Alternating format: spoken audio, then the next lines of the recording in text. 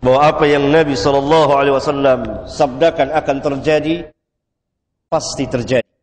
Beliau telah memberitahukan segala sesuatu yang telah, sedang, yang telah dan akan terjadi. Dan hadis-hadis tentang masalah ini banyak sekali. Di antaranya saya bacakan. An Hudzaifah qala qama fina Rasulullah sallallahu alaihi wasallam maqaman ma taraka syai'an yakunu fi maqamihi dzalika ila qiyamis sa'ah illa haddatsa bihi hafizahu man hafizahu wa nasiyahu man nasiyahu. Dari Hudzaifah, dia berkata, Rasulullah sallallahu alaihi wasallam pernah berdiri di hadapan kami berkhutbah, tidak beliau tinggalkan sesuatu pun atau sedikit pun juga di tempatnya itu. Jadi ketika beliau berkhutbah itu yang akan terjadi sampai hari kiamat, melainkan beliau menceritakannya kepada kami. Akan menghafalnya orang yang hafal dan akan melupakannya orang yang lupa. Orang yang hafal akan hafal, orang yang lupa akan melupakannya. Di antara yang menghafalnya adalah Hudzaifah Ibnul Yaman. Kata Hudzaifah, Rasulullah SAW pernah berdiri di hadapan kami berkhutbah. Beliau tidak tinggalkan sedikit pun juga yang akan terjadi, melainkan beliau ceritakan kepada kami.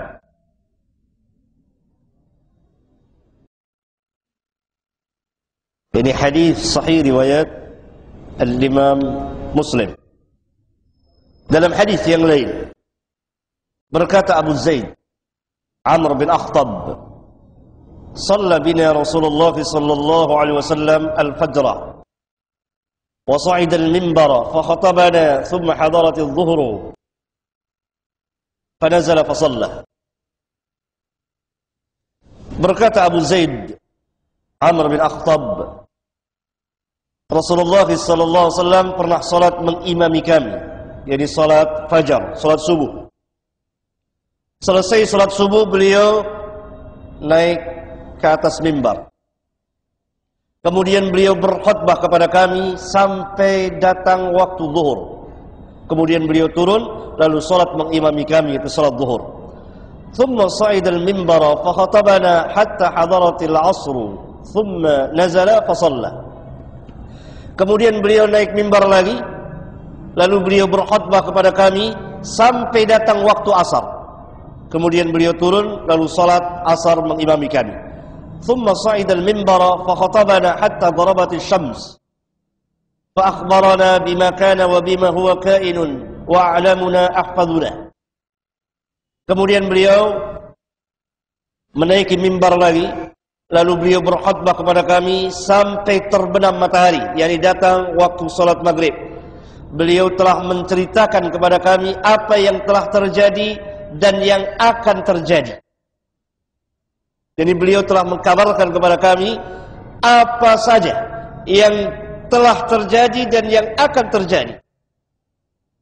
Dan orang yang paling mengetahui di antara kami ialah yang paling hafal di antara kami. Hadis sahih riwayat Al-Imam Muslim.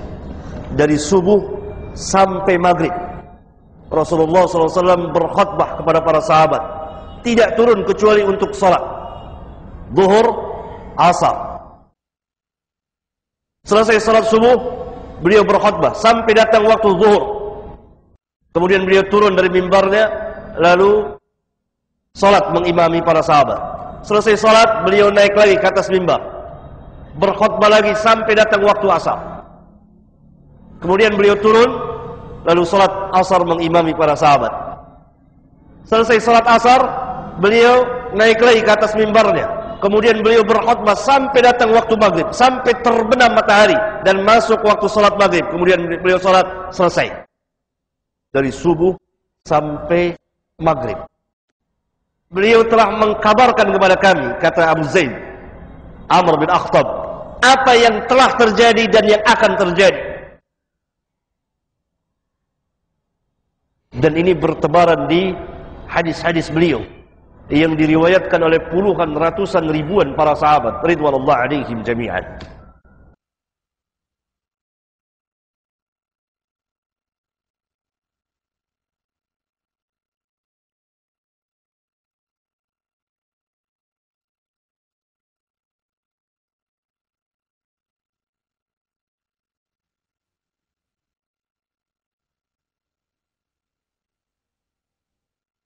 Di antara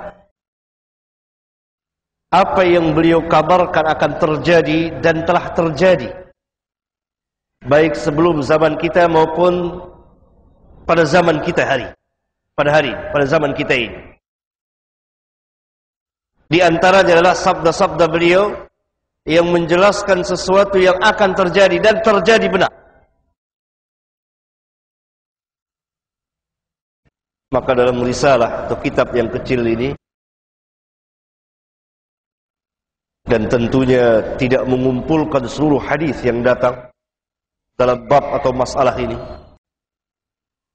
karena kalau dikumpulkan semua, misalnya kitab akan menjadi tebal dan mungkin berjilid-jilid.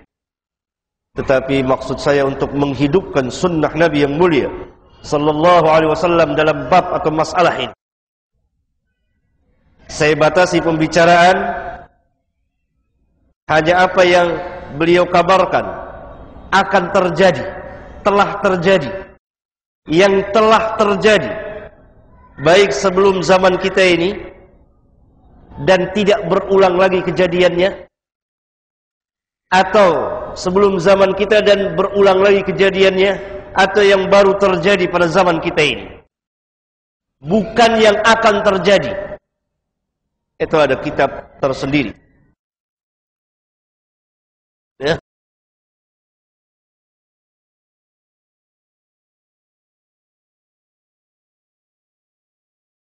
Oleh karena itu kitab ini saya beri judul telah datang zamannya apa yang dikabarkan oleh Rasulullah sallallahu alaihi wasallam. Di antaranya pertama, telah datang zamannya kaum muslimin belajar menuntut ilmu kepada ahli bid'ah. Majelis-majelis ahli bid'ah didatangi oleh kaum muslimin. Mereka duduk di majelis-majelis ahli bid'ah, mengambil ilmu dari mereka yang pada hakikatnya adalah kebodohan. Beliau sallallahu alaihi wasallam pernah bersabda, "Inna min asyratis sa'ah ayyultamasul ilmu 'inda al-asagir." Sesungguhnya sebagian dari tanda-tanda hari kiamat, ayyultamasal ilmu 'inda al-asagir. Dicarinya ilmu itu dari orang-orang yang rendah, dari orang-orang yang kecil ilmunya. Al-asagir ditafsirkan oleh yang meriwayatkan hadis yang mulia ini, yaitu Al-Imam Abdullah bin Mubarak, di antara yang meriwayatkan hadis ini di kitab zuhudnya. Al-asagir yaitu ahlul bid'ah, para ahli bid'ah.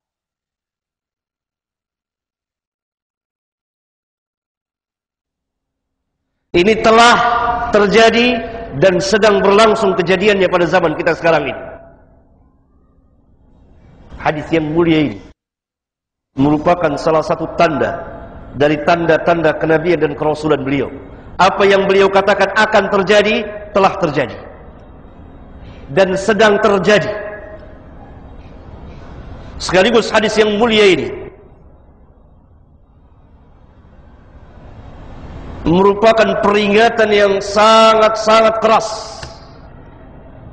kepada setiap muslim akan bahaya dan kerusakannya bid'ah dan ahli bid'ah pada diri kaum muslimin.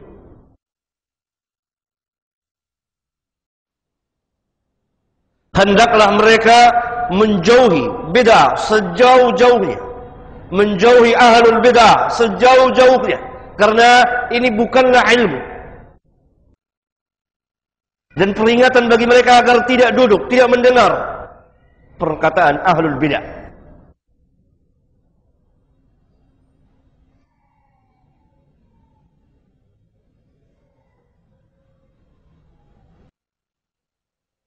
Dalam hadis yang mulia ini, Rasulullah SAW memperingati kita, awas, hati-hati dengan bid'ah.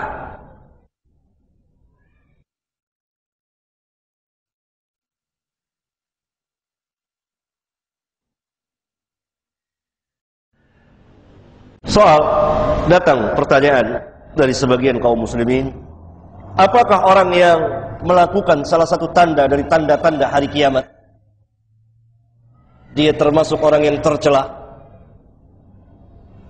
atau bagaimana? Kalau kita melihat jawabnya, kalau kita melihat kepada hadis-hadis Rasulullah SAW, orang yang melakukan salah satu tanda atau beberapa tanda dari tanda-tanda hari kiamat, apa yang beliau katakan akan terjadi? Ada yang tercela dan ada yang terpuji. Ada yang tercela dan ada yang terpuji. Ada yang haram, ada yang tidak haram, tapi hilang keutamaan. Seperti beliau menceritakan bahwa nanti seorang hanya memberi salam kepada orang yang dia kenal.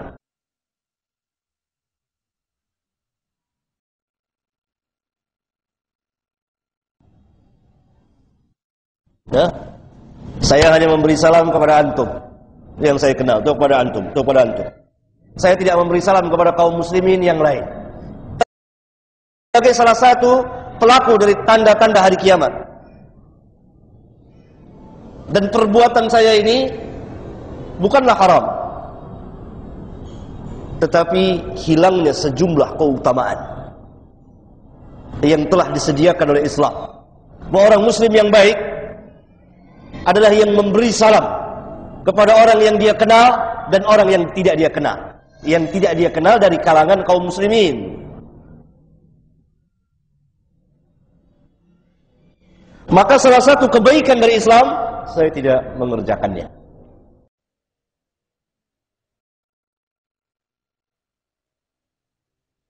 Ya? Dan lain-lain banyak sekali.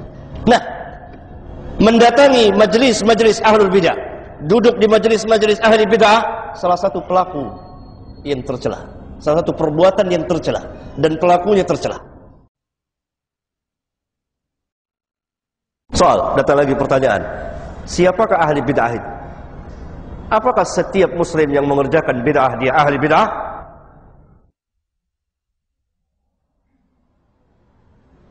Atau lengkapnya pertanyaan itu, apa bid'ah itu? Apa yang dimaksud dengan bid'ah? Dan siapakah ahli bid'ah? Apakah setiap orang yang mengerjakan bid'ah termasuk ahli bid'ah? Kapan seorang dikatakan sebagai ahli bid'ah?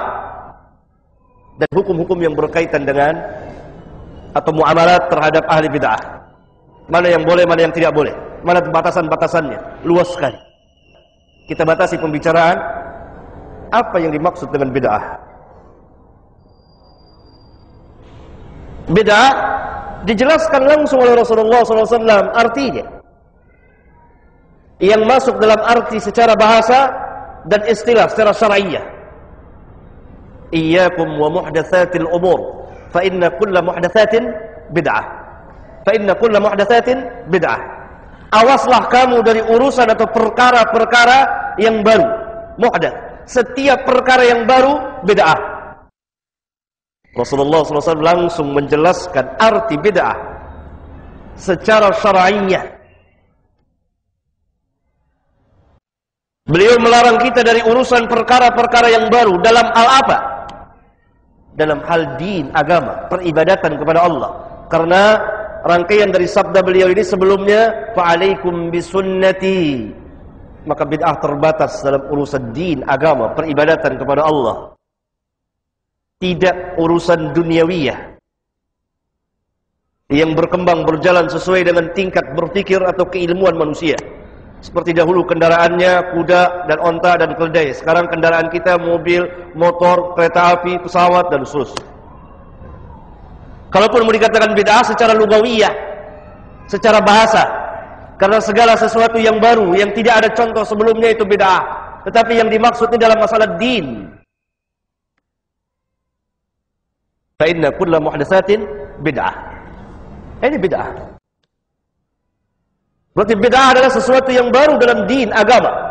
Baik itu merupakan keyakinan atau peribadatan, merupakan i'tiqad atau peribadatan yang dimasukkan orang ke dalam agama, kemudian dijadikan sebagai bagian dari agama, kemudian dikerjakan dengan niat takarrub, mendekatkan diri kepada Allah dengan mengharapkan ganjaran. Itu bid'ah.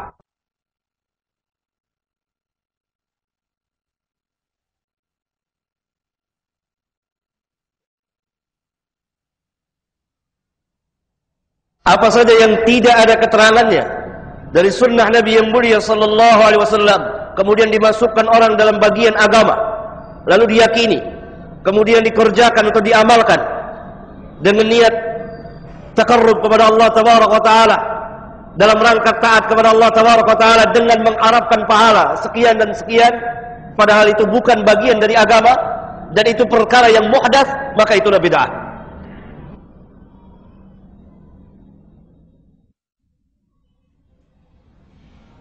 Walaupun pelakunya bermaksud baik.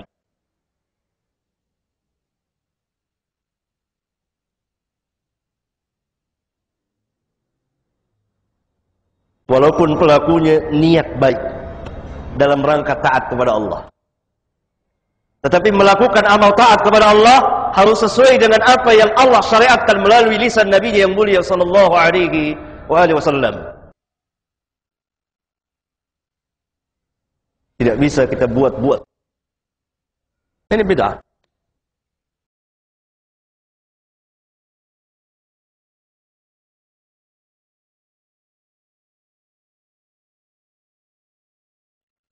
Dalam hadis yang lain,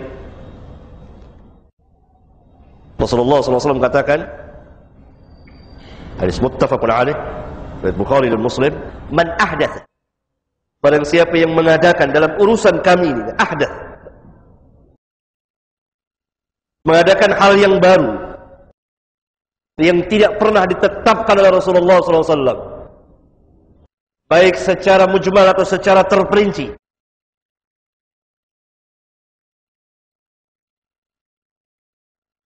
atau ada secara mujmal tetapi tidak ada secara terperinci. Saya ulang, baik secara mujmal garis besar maupun secara terperinci, atau secara terperinci saja walaupun mujmalnya ada.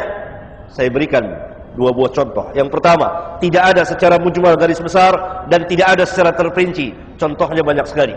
Di antaranya Maulid Nabi sallallahu alaihi wasallam, peringatan Isra dan Mi'raj Nabi sallallahu alaihi wasallam, peringatan nuzul Quran. Tidak ada keterangan baik secara garis besar maupun secara terperinci, kecuali berbaik sangka, kecuali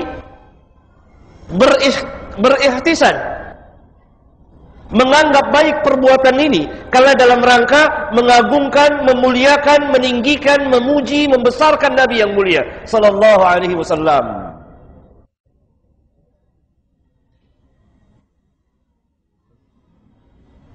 Tidak ada sama sekali keterangan sandaran, baik secara garis besar maupun secara terperinci.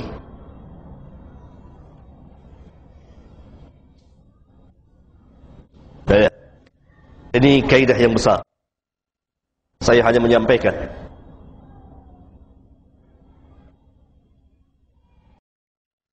Pikirkan baik-baik. Renungkan. Tahan kemarahan, tahan emosi. Jangan marah dulu sebelum berpikir. Karena ini ilmu. Kalau dikatakan ada contohnya, ada keterangannya secara garis besar, apa?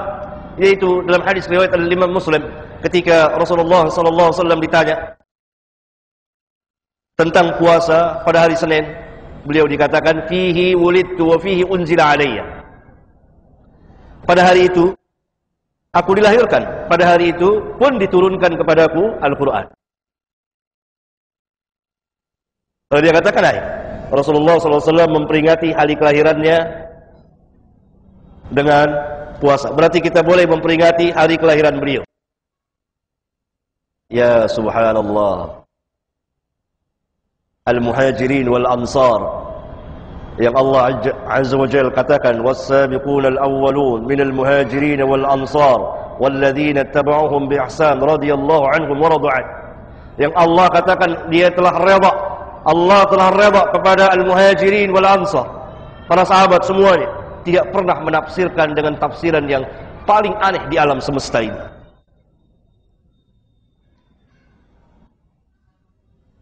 Kalau betul tafsirannya seperti itu, tentu para sahabat lebih dahulu memperingati beliau. Karena tidak ada seorang pun juga satu kaum, satu masyarakat yang sangat mentakzimkan, mengagungkan, membesarkan, memuliakan, meninggikan Nabi yang mulia sallallahu alaihi wasallam lebih dari para sahabat ridwanullah alaihim jami'an. Karena itu mereka mendapat keridhaan Allah dan kita belum mendapat keridhaan Allah kecuali kita mengikuti dengan cara yang baik. Mengikuti siapa? Walladzina was-sabiquna al-awwalun minal muhajirin wal ansar walladzina tabauhum bi ihsan. Orang-orang yang mengikuti mereka dengan kebaikan. Mengikuti mereka, dhamir mereka itu kata ganti mereka kembali kepada al-muhajirin wal ansar. Dalam hadis itu yang dijadikan contoh oleh para sahabat as-saum, puasa pada hari Senin.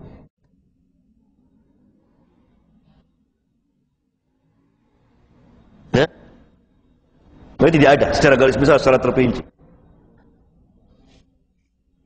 Dan memang tidak pernah dikenal oleh kaum muslimin selama 4 abad, selama 3 abad.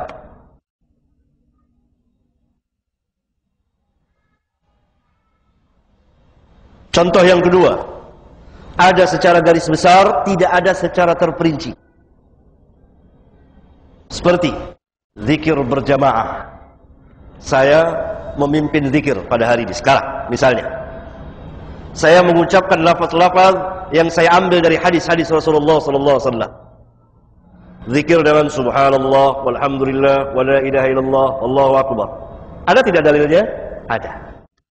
Ini yang dikatakan mempunyai dalil secara garis besar. Tetapi secara terperinci tidak ada. Lalu saya pimpin zikir.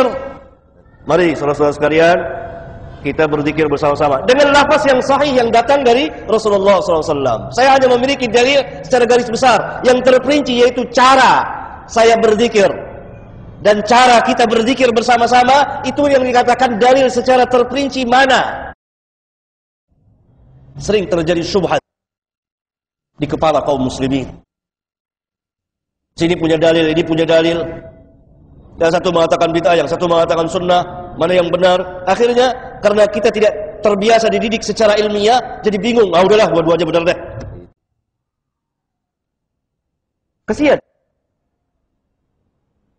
Maka itu dalil harus dudukkan pada tempatnya masing-masing. Ini yang ulama katakan dahulu bid'ah idhofiyah. Kalau terkait dengan satu sisi ada keterangannya. Lafaz-lafaz zikirnya, keutamaan tentang berzikir, ganjaran bagi mereka yang berzikir, penuh ayat Al-Qur'an dan hadis-hadis Rasulullah SAW. Tapi dari sisi lain caranya, kaifiyahnya, sifatnya, bilangannya, jumlahnya tidak ada keterangan. Yang satu pertama secara jumlah, yang terperincinya tidak ada.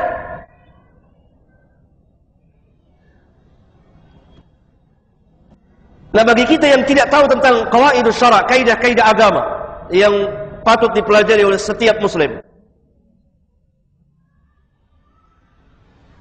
Ketika dia bertanya, mana dalilnya? Disodorkanlah ayat-ayat Al-Qur'anul Karim. Al-Qur'anul Karim yang memerintahkan, yang menganjurkan berzikir dengan sejumlah keutamaannya. Demikian juga dari hadis-hadis Rasulullah SAW. Ini dalil. Lalu sebagian kaum muslimin menganggap betul ini. Ini dalilnya ada Bukhari Muslim. Padahal ada satu masalah lagi. Apanya? Kaifiyahnya, caranya. Kalau si muslim ini tahu tentang kaidah-kaidah agama, dia akan tanya, bukan itu yang saya tanyakan kepada saudara. Yang saya tanya, kalau tentang keutamaan berzikir, perintah untuk berzikir, ganjaran bagi orang-orang yang berzikir, kita tahu semuanya. Ayat Al-Quran dan hadis banyak. Yang kita tanyakan bukan itunya. Yang saya tanyakan sifat dan cara saudara dalam berzikir. Ada yang bisa jawab? Itunya. Secara terperinci. Secara terperinci. Nabi mengumpulkan sahabat di masjid, mari berzikir beramai-ramai. Kalau tidak ada, siapa yang mengajarkan kepada kita?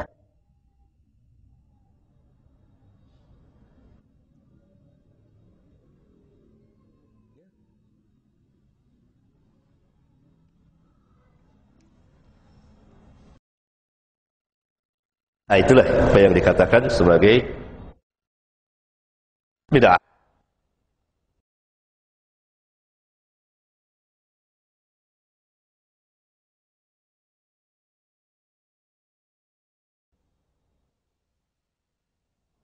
Setiap orang yang mengerjakan bid'ah dan telah tegak hujjah kepada dia,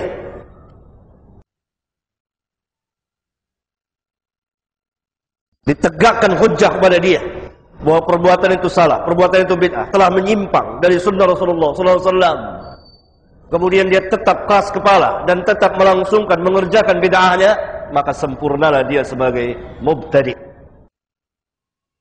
ahli bid'ah.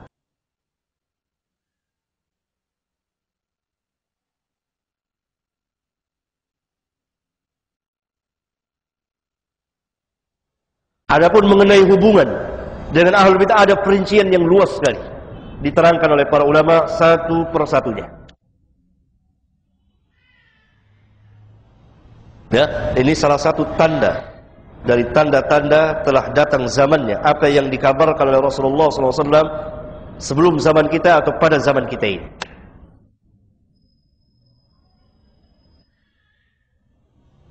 Sehingga yang terjadi apa? Hilangnya nur cahaya ilmiah dari Alkitab dan Sunnah.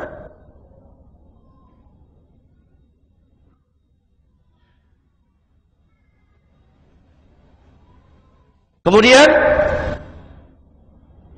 hilangnya pemahaman yang benar bersama pengamalan dan dakwah Islam dengan pemahaman yang benar. Hilang pemahaman yang benar terhadap ilmu Islam, terhadap pengamalan Islam, terhadap dakwah Islam,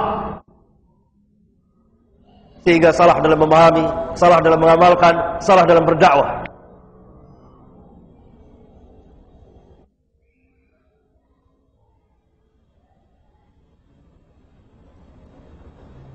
Hadis yang singkat ini maknanya dalam sekali. Inna min asyratis sa'ah ayyul tamasal ilmu 'indal asagir. Juga memperingatkan kepada kita. Beliau memperingati kita, hati-hati terhadap orang yang tidak berilmu.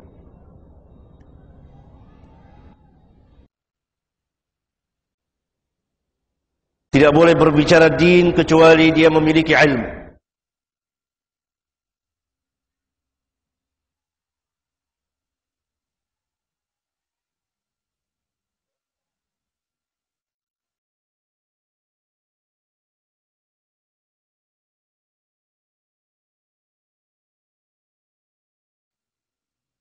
Tanda yang kedua,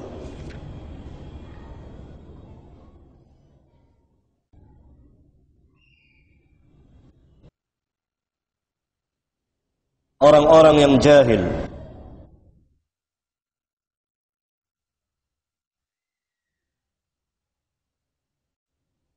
diangkat sebagai pemuka atau tokoh agama dengan fatwa-fatwanya yang sesat dan menyesatkan. Perkataan saya ini, lafaznya saya ambil dari lafaz Nabi yang mulia sallallahu alaihi wasallam. Kalau dikatakan ini keras, maka hendaklah mereka menuduh Nabi yang mulia sallallahu alaihi wasallam keras. An Abdullah bin Amr bin Al-As qala sami'tu Rasulullah sallallahu alaihi wasallam yaqul. Dari Abdullah bin Amr bin Al-As, dia berkata, aku pernah mendengar Rasulullah sallallahu alaihi wasallam bersabda, Inna Allah la yaqbidul ilma intiza'an yantazi'uhu minal ibad. Sesungguhnya Allah tidak mencabut ilmu begitu saja, yakni zatnya ilmu, dari dada-dada hambanya. Walakin yaqbidul ilma biqabdil ulama. Akan tetapi dia mencabut ilmu itu dengan diwafatkannya al-ulama, orang-orang yang memiliki ilmu. Hatta idza lam yubki 'aliman, sehingga apabila tidak sisa, tidak tinggal seorang pun alim. Dalam riwayat yang lain tinggal sedikit seorang yang alim itu. Ittakhadhan nasu ru'usan juhala. Maka manusia akan mengangkat sebagai pemimpin mereka, tokoh-tokoh mereka yang dimaksud adalah pemuka-pemuka agama yang dikatakan sebagai orang-orang yang alim dalam agama. Juhalan, yang jahil-jahil, atau terjemahannya dalam bahasa Indonesia yang bodoh-bodoh. Jadi lafaz jahil saya ambil dari sabda beliau sallallahu alaihi wasallam. Fasu'ilu fa'aftau bighairi ilmin. Lalu mereka ditanya, kemudian mereka berfatwa karena telah dianggap sebagai tokoh dan ditokohkan di masyarakat sebagai tokoh agama. Tentu manusia akan bertanya kepada mereka. Lalu mereka pun karena telah ditanya, mereka berfatwa bighairi ilmin, tanpa ilmu. Dalam riwayat yang lain, bira'yihi, dengan ra'yu akal pikiran mereka, yang menunjukkan mereka sangat jauh dari wahyu Alkitab dan Sunnah. Dan tidak ada yang sangat jauh dari wahyu Alkitab dan Sunnah kecuali orang-orang yang juhala.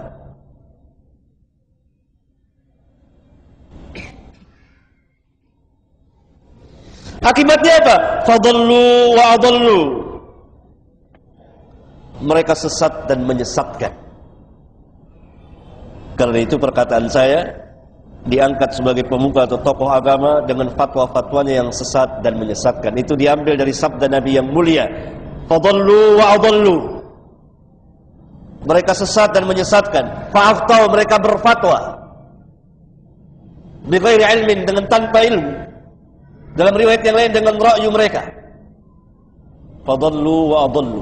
Bukan hanya mereka sesat, tapi menyesatkan orang lain. Karena apa? Tidak ada ilmu. Tidak ada ilmu. Hadis yang mulia ini mengajarkan kepada kita untuk selalu berdekat kepada al-ulama. Al-ulama warathatul anbiya. Jangan tinggalkan para ulama. Pada akhir zaman tinggal sedikit, bisa dihitung dengan jari al-ulama. Karena Allah akan angkat ilmu ini biqabdil ulama. Maka sebelum ilmu ini diangkat oleh Allah dengan dimatikannya para ulama, hendaklah kita menuntut ilmu. Jangan malas dalam menuntut ilmu. Dan kita lihat bahwa pada akhir zaman, pada zaman ini, yang diangkat menjadi tokoh-tokoh atau pemuka-pemuka agama, sebagian besarnya diangkat oleh manusia, bukan karena ilmunya, tapi manusia yang tidak tahu menahu. Kan ittakhadhan nasu ru'usan juhala. Lalu manusia mengangkat sebagai pemimpin-pemimpin agama ketua-ketua yang juhala. Telah terjadi dan sedang terjadi.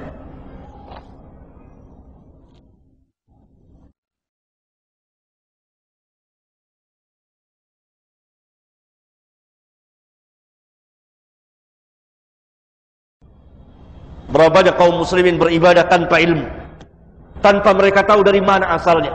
Mereka hanya ikut-ikutan saja. Mereka tidak bertanya apa yang Allah firmankan, apa yang Rasul sabdakan. Qala Allah, qala Rasul. Bukan kata fulan, kata fulan, kata fulan, kata guru saya. Tanya dari mana datangnya. Karena bapak kita, kakek kita, guru kita bukan Nabi. Yang Nabi adalah Muhammad sallallahu alaihi wasallam, yang Rabbuna perintahkan kita untuk mengikutinya. Tanya dan tanya, dari mana? Apa Nabi kami, apa Nabi kita bersabda demikian? Apa Nabi kita perintahkan kita seperti ini? Ya ayyuhalladzina amanu atii'ullaha wa atii'ur rasul. Berulang kali Allah Subhanahu wa taala perintahkan kita untuk taat kepada Allah dan taat kepada Rasul. Atii'ullaha atii'ur rasul. Wa ma atakumur rasul fakhudhuhu wa ma nahakum anhu fantahu. Apa yang Rasul berikan ambil, apa yang Rasul larang jauhi. Ya ayyuhalladzina amanu la tuqaddimu baina yadayillahi wa rasulih. Wahai orang-orang yang beriman, janganlah kamu mendahului Allah dan Rasulnya. Jangan kamu menetapkan sesuatu sebelum Allah dan Rasulnya. Ya ayyuhalladzina amanu istajibu lillahi wa lirrasul idza da'akum lima yuhyikum. Wahai orang-orang yang beriman, ijabahkanlah panggilan bagi Allah dan Rasulnya apabila Rasul memanggil kamu untuk menghidupkan hati-hati kamu. Banyak, berpuluh ayat Al-Quran. Akhirnya keyakinan kita beribadah tanpa ilmu. Sebagian yang berilmu mengutak-atik ayat Al-Quranul Karim, merubah ke kanan dan ke kiri, seperti perbuatan orang-orang Yahudi. Mengetahui kebenaran, tetapi mereka menyembunyikan kebenaran dan tidak mengamalkan kebenaran itu. Sebagian dari kita lagi beramal tanpa ilmu, seperti orang-orang Nasara. Dan cara muamalat kita pun cara muamalat ahlul kitab, al-Yahud. Orang-orang Yahudi lah yang pertama kali membuat riba di permukaan bumi. Dan mereka juga yang pertama kali membuat bank di Italia. Kemudian timbullah bank konvensional. Dan cara muamalat kita pun cara muamalat ribawiyah, percis seperti perbuatan al-Yahud. Shadaqa Rasulullah sallallahu alaihi wasallam, la tattabi'unna sunana man kana qablakum Shibran bi shibrin, sejengkal demi sejengkal. Wa dhira'an bi dhira'in, sehasta demi sehasta, sedikit demi sedikit.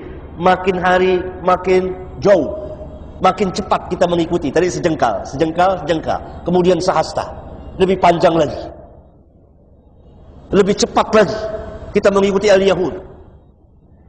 Terus sampai Nabi katakan, kalau sekiranya mereka masuk ke lubang bab, pasti kamu akan ikut memasukinya. Shadaqa Rasulullah sallallahu alaihi wasallam. Lihat di negeri-negeri Islam, hampir rata-rata di negeri-negeri Islam ada bank-bank konvensional yang ribawiyah. Dengan kesepakatan para ulama pada zaman ini, bank-bank itu adalah bank-bank ribawiyah, tidak syak lagi, tidak ada keraguan lagi di dalamnya. Dan itu cara salah satu praktek muamalat yang sangat diharamkan dalam Islam, dengan kesepakatan seluruh ulama Islam di dunia ini pada hari ini.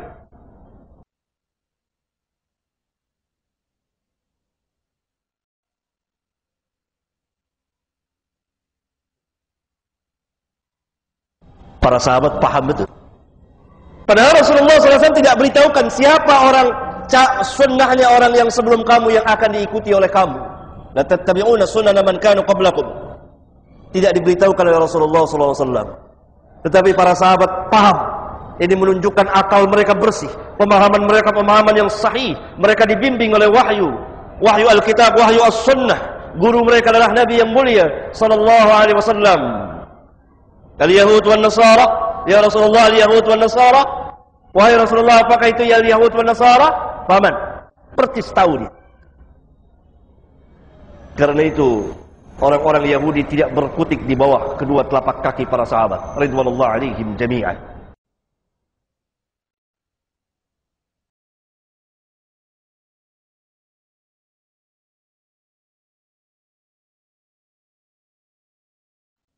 Tanda yang keempat, tersebarnya bid'ah dan firqah-firqah dan tampilnya para dai yang berada di pintu-pintu jahannam. Judul ini terambil dari makna hadis yang panjang dan diambil dari sebagian lafaznya, seperti para dai yang berada di pintu-pintu jahannam. Hadis yang merupakan soal jawab yang sangat besar antara Hudzaifah ibnul Yaman dengan Nabi kita yang mulia sallallahu alaihi wasallam. Kata Hudzaifah, manusia bertanya kepada Rasulullah SAW tentang kebaikan, sedangkan aku bertanya tentang kejahatan. Khawatir aku akan menjumpai atau kejahatan itu akan menjumpaiku. Kemudian Hudzaifah bertanya, ya Rasulullah, dahulu kita berada dalam masa jahiliyah dan kejahatan, lalu Allah mendatangkan kebaikan ini. Apakah sesudah kebaikan ini akan ada kejahatan? Jawab beliau, iya. Lalu aku bertanya lagi, apakah sudah kejahatan itu akan ada kebaikan lagi? Jawab beliau, iya. Wa fihi dakhan. Dan kebaikan itu telah dicampuri dengan kekotoran, kekeruhan. Kata ulama dalam menafsirkan hadis ini, dakhan adalah bid'ah. Qala, qultu, kata Hudzaifah, aku bertanya lagi, apa yang dimaksud dengan kekotoran dan kekeruhan ini? Kata beliau, qaumun yastannuna bi ghairi sunnati wa yahduna bi ghairi haji ta'rifu minhum wa tunkir. Satu kaum yang akan datang nanti, mereka memakai sunnah bukan dengan sunnahku. Mereka memakai petunjuk bukan dengan petunjukku. Lihat. Yastannuna bi ghairi sunnati wa yahduna bi ghairi haji. Kalau yang mereka pakai bukan sunnah Nabi, sunnah siapa? Lawan dari sunnah apa? Bid'ah. Jadi mereka ini siapa? Ahlul bid'ah. Atau secara umum masyarakat kaum muslimin. Sehingga bercampurlah amal mereka antara yang hak dengan yang batil, antara yang sunnah dengan bid'ah. Karena itu kata Nabi SAW kepada Hudzaifah, ta'rifu minhum wa tunkiru. Ta'rifu minhum wa tunkiru. Ada yang kau kenal dari amal mereka karena sama, setuju dengan sunnah, berjalan di atas sunnah.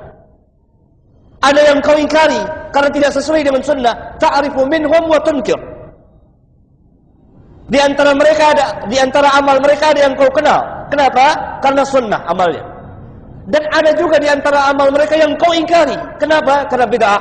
berarti bercampurlah antara sunnah dengan bid'ah. Bahkan dalam satu peribadatan saja, sekarang kaum muslim bercampur antara bid'ah dengan sunnah, antara sunnah dengan bid'ah. Seorang akan sholat, lalu dia mengucapkan sebelum takbir, lafaz niat, nawaitu usolli far. Ketika wudu, dia ucapkan nawaitu wudu. Bercampur, wudunya sahih. Atau sebagian bercampur lagi dengan yang tidak sunnah. Begitulah.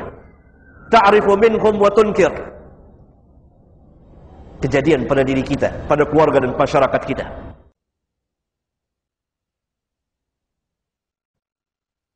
Yang sunnah bercampur dengan yang bid'ah.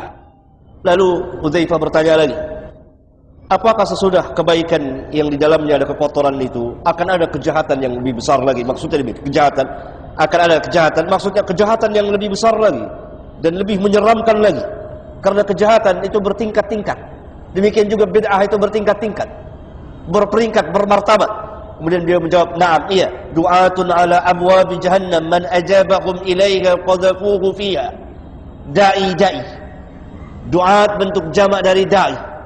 Berarti mereka ini penyeru, mereka dakwah. Dakwah dengan giat sekali. Penyuruh-penyuruh kesesatan ini ala abwabi jahannam, kata Nabi.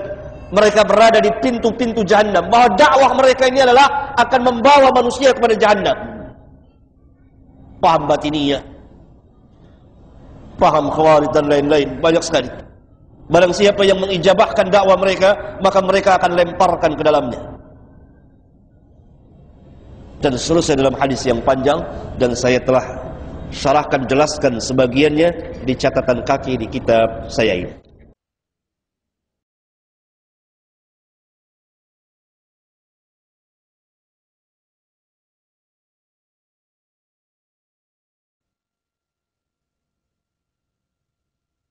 Kemudian tanda yang kelima, kaum muslimin meninggalkan agamanya.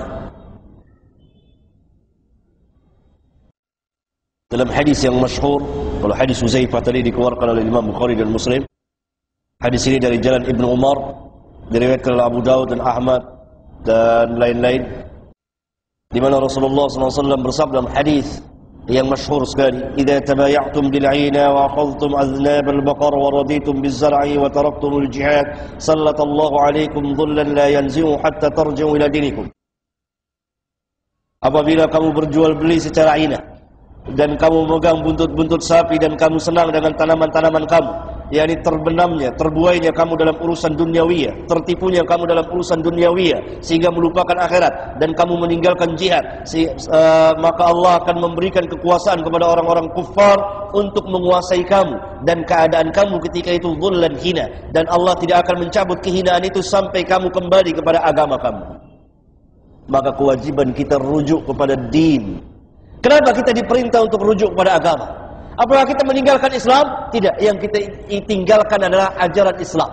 Apa yang dimaksud dengan ajaran Islam? Sunnah Rasulullah SAW. Padahal kita telah Islam, kau diperintah untuk kembali kepada Islam. Sebagaimana kita telah beriman, diperintah untuk beriman. Ya ayyuhalladzina amanu aminu billahi al-ayah. Wahai orang-orang yang beriman, berimanlah kamu. Nah, tetap dalam keimanan, memperbaiki keimanan. Hendaklah keimanan kita sesuai dengan keimanan yang diajarkan oleh Rasulullah sallallahu alaihi wasallam, yang Allah syariatkan melalui Rasul yang mulia sallallahu alaihi wasallam. Demikian juga hatta tarji'u ila dinikum, sampai kamu kembali kepada agama kamu. Maknanya kamu kembali kepada ajaran Islam yang hakiki, yang sebenarnya, yang didakwakan, yang diajarkan, didakwakan dan diamalkan oleh Rasulullah sallallahu alaihi wasallam. Bagaimana cara kembalinya? Pertama dengan ilmu, belajar ilmu din. Kita ambil dari mana? Dari Alkitab dan Sunnah. Atas penjelasan siapa? Al-ulama warathatul anbiya. Siapa mereka? Salafun salih. Dan yang mengikuti perjalanan mereka dari zaman ke zaman, di timur dan di barat bumi, dari orang awam sampai orang alim, yang mengikuti perjalanan mereka sampai pada hari ini dan seterusnya. Kemudian yang kedua, penerapan amaliyah, diterapkan. Yang ketiga, ad-da'wah ila Allah.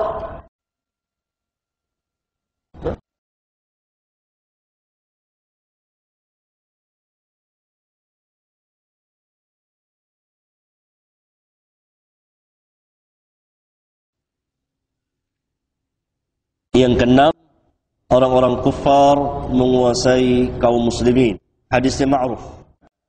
Hadis hubbud dunya wa karahiyatul maut, di mana orang-orang kufar pada hari ini berkumpul semuanya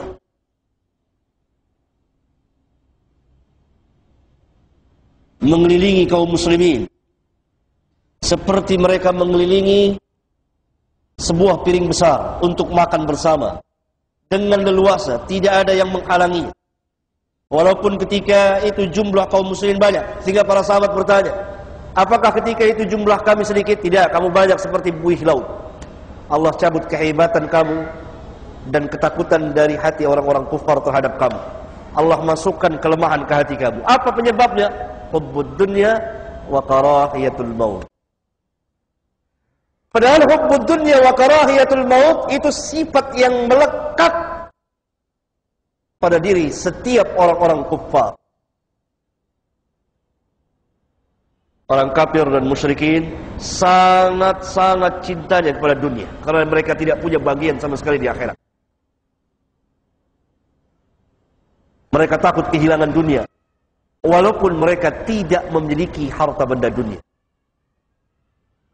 Tapi selama mereka di dunia, semiskin apapun juga, maka surga bagi mereka. Dinisbahkan, dibandingkan dengan adab api neraka jahannam. Oleh karena itu, sifat orang kufar ini hubbud dunya, maka dengan sendirinya mereka takut mati. Mau bukti? Ceritakan tentang kematian sama si kafir, pasti dia akan menutup telinga, tidak mau mendengar. Hal-hal yang berbau kematian jangan sampai mereka lihat, jangan sampai mereka dengar. Sifat itu sekarang masuk ke tubuh kaum muslimin. Hubbud dunya, lupakan akhirat. Bukan tidak boleh memiliki dunia. Para sahabat memiliki dunia di kedua tangannya. Tapi jisim mereka berjalan di muka bumi, hati mereka tergantung di akhirat. Dunia jadi budak mereka. Kalau kita jadi budak dunia,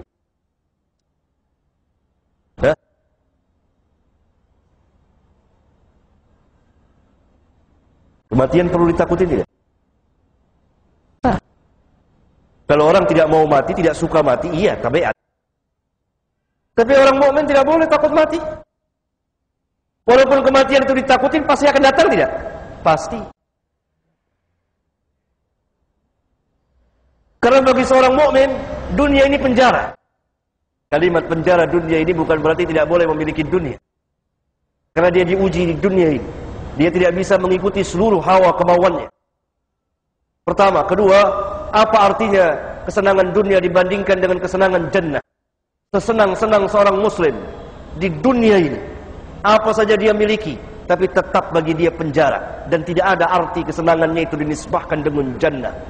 Yang kata Nabi SAW, yang telah meriwayatkan dari Allah Tabaraka wa Ta'ala, hadis qudsi riwayat Bukhari dan Muslim, a'adattu li'ibadiyas salihin ma la 'ainun ra'at wa la udhunun sami'at wa la khatara 'ala qalbi basharin. Aku telah sediakan bagi hamba-hambaku yang saleh, yang mata belum pernah melihatnya, telinga belum pernah mendengarnya, belum pernah tergerak di hati seorang pun manusia. Itulah al-jannah. Tidak ada artinya kesenangan dunia ini. Sesenang apapun seorang muslim di dunia ini, maka tetap ad-dunya sijnul mu'min, kata Nabi SAW. Dunia itu adalah penjara bagi setiap orang mukmin. Ad-dunya sijnul mu'min. Dunia ini penjara bagi setiap mukmin. Wa jannatul kafir, dan sorga bagi orang-orang kafir. Sesusah apapun si kafir di dunia ini, maka sorga bagi dia dinisbahkan dengan bakaran api neraka jahannam. Selama mereka hidup di dunia ini, maka jannah bagi mereka. Karena itu mereka hubbud dunya wa karahiyatul maut.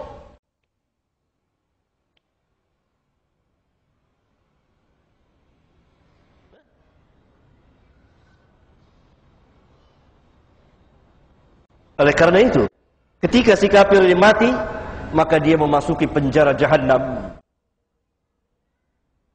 Mulai dari alam barzah, dikubur, disiksa sepanjang masa sampai hari kiamat. Sehingga mereka berkatakan, Ya Rabbi la taqum as-saah. Ya Rabb, jangan kau tegakkan hari kiamat. Karena kalau dikubur saya sudah demikian berat siksanya, apalagi hari kiamat. Adapun si mukmin ketika masuk ke dalam kuburnya, ketika dia mati, maka surga bagi dia. Lepas dari penjara. Seorang bebas dari penjara senang, bebas hidup di alam bebas. Karena itu ketika di alam barzah dia mengatakan, Ya Rabbi aqimis sa'ah, wahai Rabb, tegakkan sekarang hari kiamat. Karena kalau dikubur saja dia telah memperoleh kesenangan yang luar biasa. Bagaimana dengan di jannah? Berkali-kali lipat. Lihat perbedaan kehidupan yang asasi antara mukmin dengan kafir. Karena itu harus ada perbedaan, harus ada jarak, harus dipisahkan. Ketika kaum muslimin meninggalkan agamanya, maka amal dia, sifat dia akan serupa dengan orang-orang kafirin, walaupun dia tidak menjadi kafir secara mutlak. Ada yang kufur nikmat. Di antara sifatnya adalah hubbud dunya wa karahiyatul maut. Maka karena mereka cinta dunia yang luar biasa, tinggalkan akhirat. Hatta si muslim yang miskin, yang hanya sehari dapat hanya beberapa lembar rupiah saja, berapa ribu perak saja, tinggalkan sholat, tinggalkan saum. Bahkan ada yang memuja-muja kepada iblis. Hanya untuk apa? Untuk dunia yang sedikit daripada yang paling sedikit. Ya subhanallah. Sifat. Karena itu menjadi lemah. Akhirnya apa? Allah berikan kehinaan. Al-jaza'u min jinsil amal. Al-Imam Al-Qurtubi, orang Gordofa ini, Andalus, ulama besar, Al-Imam Al-Qurtubi, terkenal dengan tafsir Al-Qurtubi, menjelaskan tentang kehancuran Andalus dan dikuasai oleh orang-orang kufar. Apa penyebabnya? Penakutnya kaum muslimin, cinta kepada dunia. Mereka takut jihad dan seterusnya, banyak sekali maksiat, perempuan-perempuan tabarrujat di jalan-jalan, mengambil harta orang. Itu Imam Qurtubi di tafsirnya beberapa kali dia menjelaskan tersebarnya kemungkaran, jauhnya orang dari din agama, sehingga orang-orang kufar itu bagaikan singa-singa yang buas yang melalap mereka. Habis, dikikis habis Andalus itu. Penyebabnya kata Imam Al-Qurtubi, kelemahan kaum muslimin. Mereka tinggalkan agama.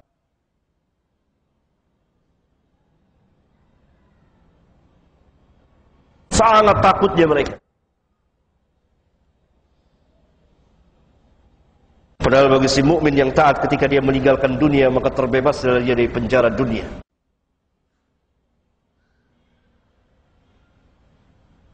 Si kafir apabila meninggalkan dunia, dia masuk ke penjara jahannam. Bersama siapa? Iblis dan para pengikutnya.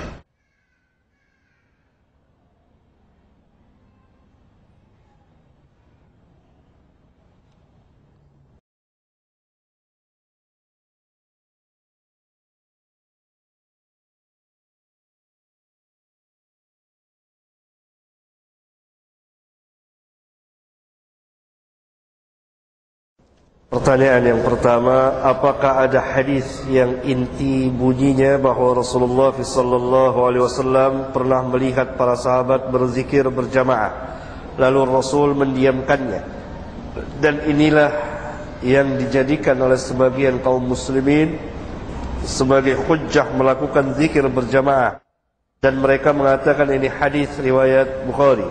Tidak ada hadis yang seperti ini. Mungkin hadis buatan mereka, atau Bukhari bukan Bukhari yang kita kenal, tapi Bukhari yang lain. Bagaimana adab mencari ilmu? Pertama, ikhlas. Mempunyai niat yang sadiqah, niat yang benar, ikhlas lillahi ta'ala, karena Allah. Yang kedua, dengan niat untuk menghilangkan kebodohan yang ada pada kita dan ada pada saudara kita, secara khusus, secara umum yang ada pada manusia. Yang ketiga, mencintai ilmu dan ahli ilmu. Yang keempat, belajar dengan semangat, tekun, dan seterusnya dari adab-adab menuntut ilmu sebagaimana diterangkan oleh para ulama. Dan ada kitab yang terbaik saat ini, kitab terjemahan itu karya Syekhul Imam Muhammad bin Shalih Al-Utsaimin rahimahullah taala, adab-adab menuntut ilmu. Baru saja terbit dan diterjemahkan dan diterbitkan. Adab-adab menuntut ilmu, kurang lebih judulnya seperti itu. Ya Ustaz, ta'addud adalah solusi bagi lebih banyaknya perempuan dari laki-laki.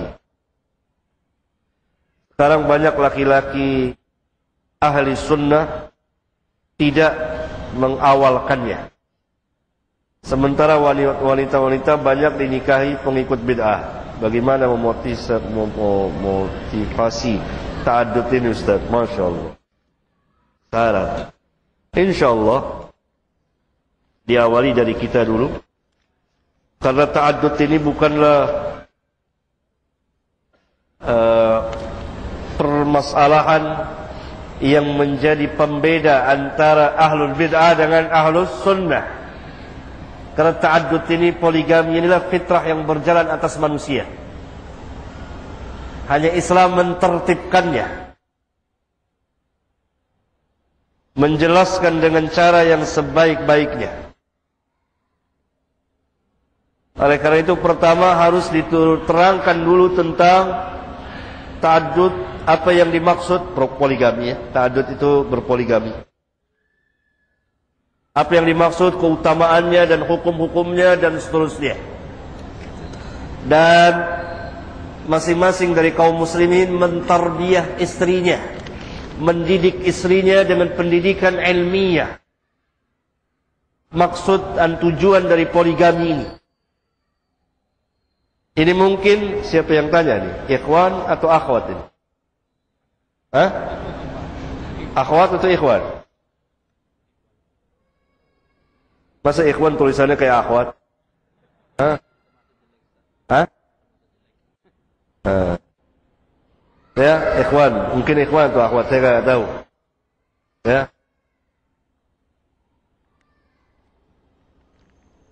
Ditarbiyah istrinya. Ditarbiyah istrinya, diajarkan. Jangan sampai pemikiran orang-orang kufar itu masuk ke kepala kaum muslimin, khususnya kepada kaum wanita, sehingga mereka terima untuk dita'addud.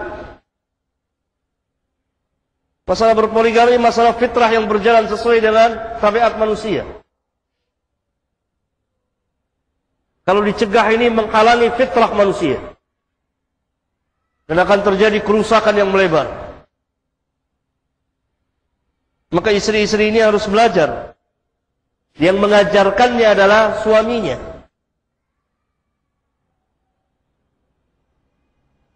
Karena suami ar-rijalu qawwamuna 'alan nisa. Berapa banyak suami yang tidak berani mengucapkan kata-kata nikah di hadapan istrinya. Sahih? Sahih? Sahih ya? Ini menunjukkan lemahnya dia sebagai pemimpin. Dan dia bukan seorang pemimpin. Pemimpin ar-rijal qawwamun. Qawwamun kata para mufassirin, dia menjadi hakim. Dia menjadi gurunya yang mengajarkan kepada istri. Karena itu diperintah oleh Allah, wa'ashiruhunna bil ma'ruf. Bagaimana ta'addud ini bisa terlaksana kalau rumah tangga suami istri ini belum tarbiyah dengan tarbiyah yang baik mengenai ta'addud ini, khususnya dari kalangan ahlus sunnah wal jamaah. Ya? Belum mengerti faedahnya, ketinggiannya dan seterusnya. Maka hendaklah setiap suami, kalau dia ada niat untuk ta'addud, bahkan walaupun dia tidak berniat berta'addud karena sesuatu hal ada penghalangnya, mungkin perekonomian belum cukup dan lain-lain, ya, maka dia harus ajarkan istrinya agar istrinya beriman dan tidak menentang.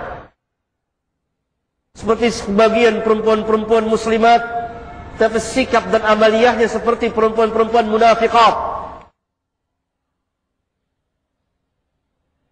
Mereka menentang ta'addud ini, berpoligami di TV, diseminarkan dan lain-lain. Menyalahi kodrat suaminya sendiri. Apakah dia tahu bahwa suaminya tidak kawin di luar? Bahkan barangkali sebagian suaminya, bukan barangkali, telah terjadi kenyataan sangat buasnya terhadap kaum wanita. Akhirnya suaminya menjadikan wanita-wanita itu sebagai piaraannya, selirnya, yang disimpan di apartemen-apartemen, dan hanya didatangi seminggu atau 2 minggu sekali. Tidak jalan bersama dengan dia, tidak diberi kehormatan sama sekali, tidak dikatakan sebagai istrinya.